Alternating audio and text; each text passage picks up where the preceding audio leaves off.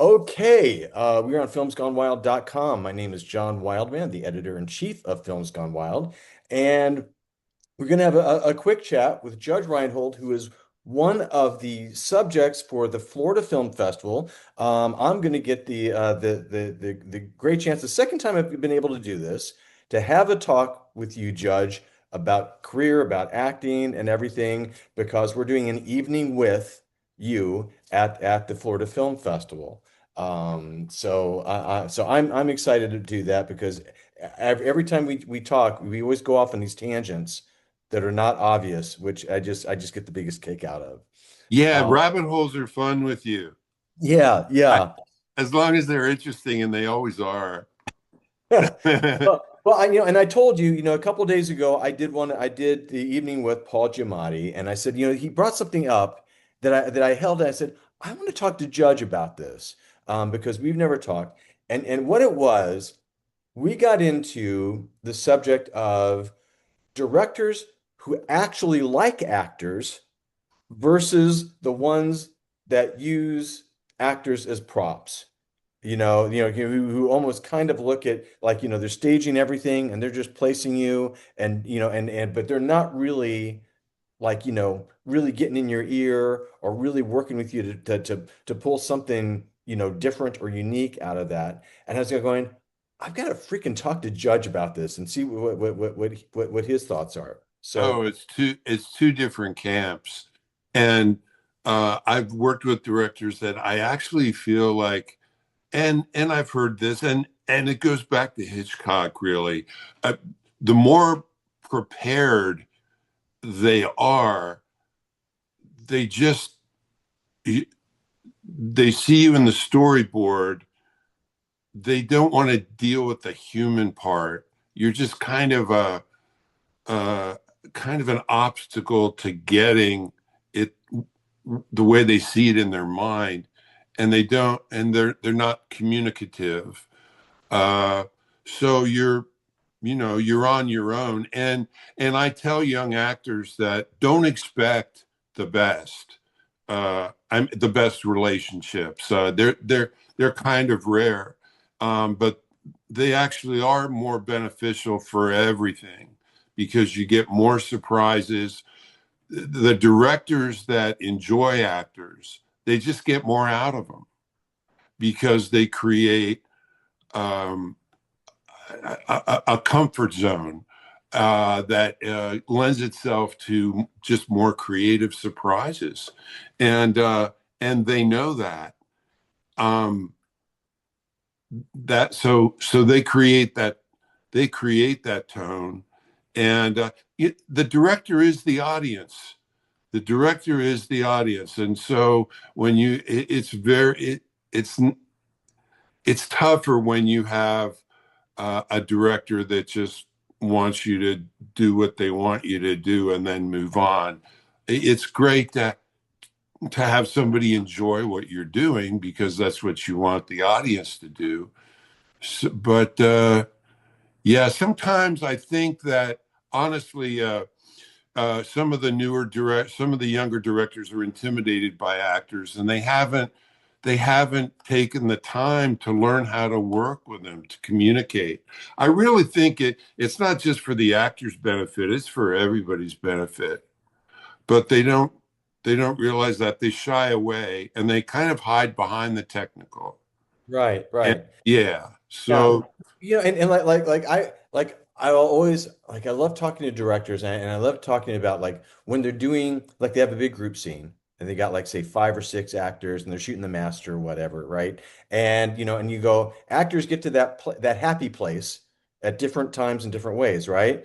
One guy is there on the first take and ready to yeah, sprint. Another woman takes her 9 times to warm up. yeah, Someone needs to be, have you whisper in their ear, give me a 3.5 of what you just did, like the different things. So like when you're on set, like, in those, in those situations where, you're with that larger group, what is that like? Like what is your process? What is, because it's been developed. Because in fact, you just talked in your last interview about how some films were like kind of comedy camp for you, and and like early on, like you're going, I was learning how to actually do this job, but now, if I have you on my set, I'm thinking you're one of the guys who sets the tone. Like the other actors go, if Judge is doing this, I better get my shit together because I need to, I need to, to be a pro like that. So if you could talk about that for a moment. In terms of people having different processes, I don't really mind that because I know when something really pops and a scene, we got it, right? If they want to do more takes, that's fine. They're probably going to end up using the one that I knew really took off. So, and I don't mind doing things a different way. Um, but I just want to get that take that you just know something real or something interesting or something lively happens. Sometimes the other actor doesn't realize that, but I'm like in my head, I'm like, yeah, we got it, but I'm happy to do more. And I'm pretty right on because I look to see which takes get flagged um, with the script supervisor. Basically, the director says, I want this take and that take. And I'm usually kind of right. It's and well, this is something that again, you and I have touched on this, is that, and I tell people, when they ask me about you and what have you, I go, I think, and I've told you this, I think you're absolutely underrated in terms of your kind of awareness of the set and your awareness of of filmmaking, and I think it might be because you haven't really like forced yourself behind the camera, and a lot, like a lot of actors have done and what have you. But every time I talk to you, you like know inside and out, like every damn aspect of it, like you're freaking Rain Man in terms of production knowledge. And so is that does that make, when you work now, does that make it more enjoyable to be on the set, or does that frankly make it more frustrating? Oh, that's a good question. It really depends on the director.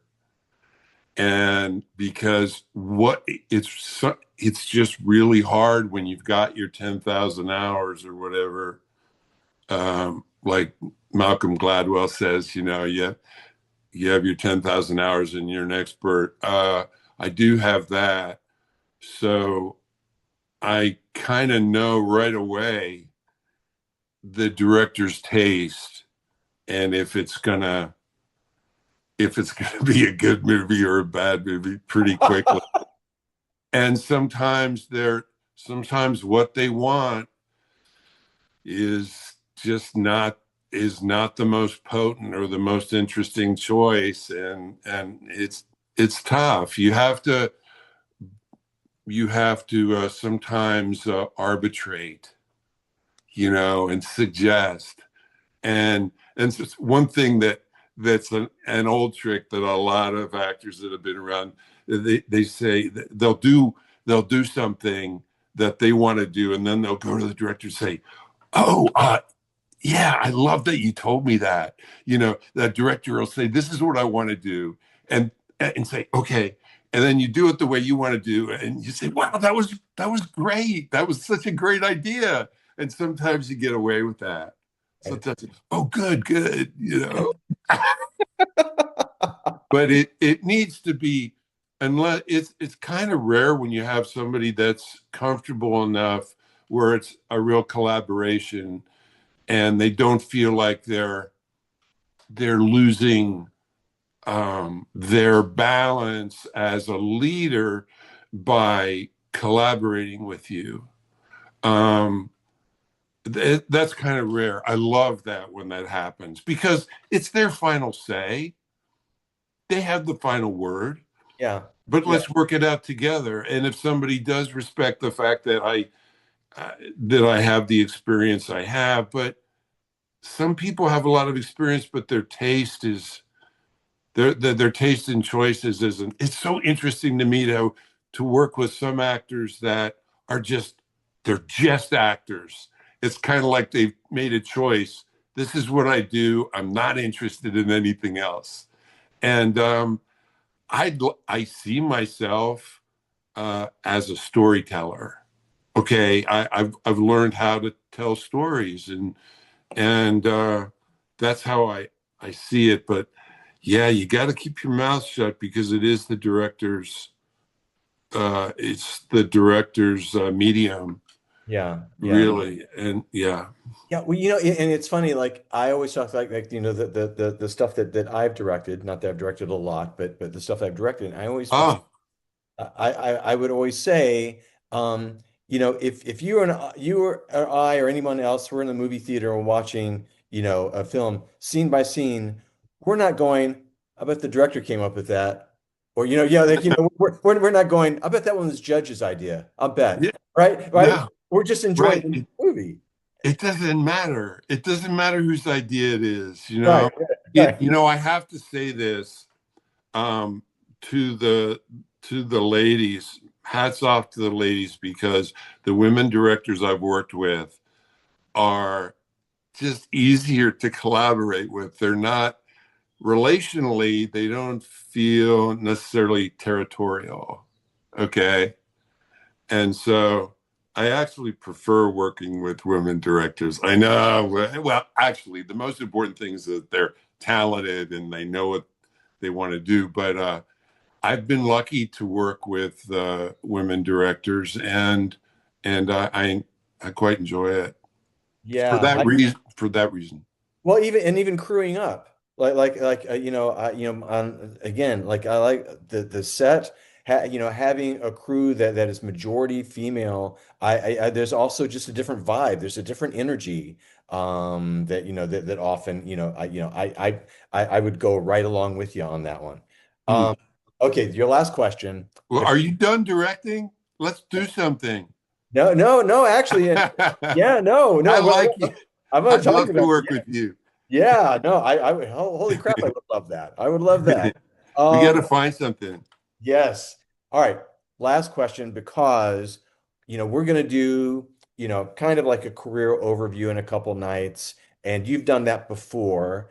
And I always, kind of have this in the back of my mind because I go, which we've talked about this a little bit even before we started the interview, that I don't like to go just down the list and go, what about this movie, Judge? What about this? Who was it like working with this guy or this woman? And instead, I like to go in and out on topics that then the movies are related to or they come in.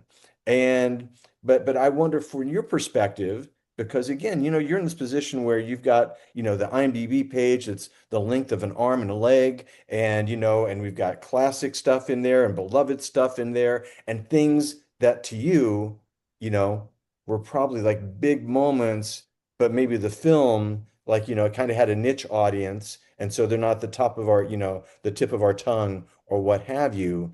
So when you get a chance to do these, um, are you just like going, all right, just ask me whatever? Or do you in your mind go, I would love for him to kind of ask about this one because I never really get to talk about that one freaking movie that I just adored. Oh, a film. Well, yeah, it's important for the audience to see, see them. But one thing I think what I'd like to talk to you about is, for instance, using Fast Times as an example, where did that land in the story of filmmaking and the evolution of it and what it meant culturally for that time? Where it's interesting to me because all of us wanted so much to do 70s movies. We didn't Yeah. know what the 80s were. We didn't know what the 80s were. We've kind of felt it was edgy enough, and Cameron and Amy Heckerling were they were edgy enough that we just squeaked by, and maybe we were making the last of the '70s movies, which was really the case. But in terms of the narrative of changes, and that might be interesting. Yeah, yeah, and yeah, and and also what ends up, sometimes it takes a while for you to be able to look back and say why a movie was successful. And so I've certainly had that time with Fast Times, and it'd be interesting to talk about, especially if you have a full sail in a film school, about what made that movie work, yeah, and how that came to be. yeah, yeah, Um, yeah. but also, I did, John, I did want to mention that so many people have seen the movie. Most of the people that are coming to the screening have seen the movie, but I really, really want to create, it's important for me to create a new dimension in watching the film. So I love to introduce it, give them some background stories, things to look for. And so if you've seen the movie, uh, but you love the movie, I would suggest you come, because there will be a new dimension in seeing it. Oh, very, So, very cool. All right. yeah. I'm gonna leave you with this thing that I've never told you before, but in my office at home, because I have on my compound in Dallas, Texas, I've got separate buildings on the property. And Okay. one is an office building, and in that I have a photo of Hal Ashby directing Warren Oh, Beatty, got Elaine May directing Peter Falk and Cassavetes. And I've got Howard Hawks directing Angie Dickinson, and I've got Amy Heckerling directing you. So wow. yeah, That's quite a list. yeah, I'm yeah, yeah, very flattered. yeah, yeah. Gosh. I'd Uh, love to see that. I'd love to see that room. yes. Oh no, yeah, yeah. Hallowed room. Wow. You would dig it. You Very would. cool. All right. Well, listen. Thank you very much for taking the time to do this. I cannot Always. wait to see you guys when you get here, and we're gonna have fun talking to the audience. Yeah, if listen, if the more you can get the word out, that people that have seen the movie are going to learn, be able to see it in a new light. That would be fun for me to provide that. So, in terms of, yeah. Yeah, no, no, absolutely. I'm gonna be out there flying that banner and telling every damn person I can until you guys get here. Well, in the case of Fast Times, if there's a bar, it usually really adds a dimension too. it's, it's just that kind of movie. No, I just thought I'd mention that. If you're half lit, that's good too. All right, listen, have an Okay. awesome day, and I'll be seeing Yeah.